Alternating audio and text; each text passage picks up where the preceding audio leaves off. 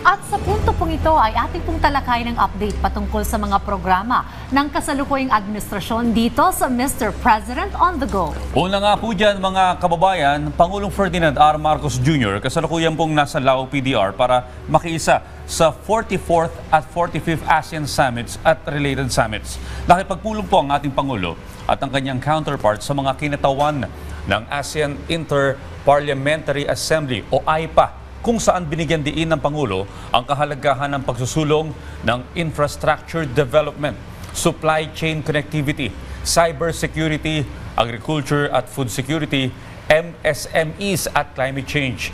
Ang AIPA ay isang regional organization na nagsusulong ng parliamentary cooperation at dialogue sa mga miyembro ng ASEAN kasama ng Pangulo si House Speaker Martin Romualdez bilang AIPA head ng Philippine delegation. Dumalo rin po ang Pangulo at iba pang ASEAN leaders sa isang interface kasama mga kinatawan ng ASEAN Business Advisory Council. Dito po ay binigyang din po ng Pangulo ang commitment po ng bansa na makipagtulungan sa pribadong sektor para isulong po ang mga adhikain ng ASEAN.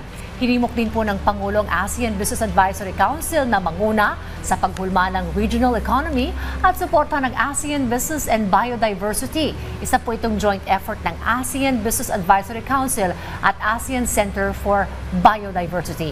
Si Go Negosyo founder Joey Concepcion naman po ang siyang chair ng ASEAN Business Advisory Council Philippines. Bukod po dyan mga kababayan ay nakiisa rin po ang ating Pangulo sa ASEAN Business and Investment Summit 2024, isang annual gathering o pagpupulong po na nakatuon sa pagpapalakas at pagpapalalim ng economic integration at collaboration sa ASEAN region. Well, dito po ay nagsama-sama yung mga global leaders, CEOs at key industry stakeholders para po talakayin ang papel ng private sector sa pagsusulong po ng mga reforma sa polisiya at pagpapalakas ng economic interconnectedness ng ASEAN.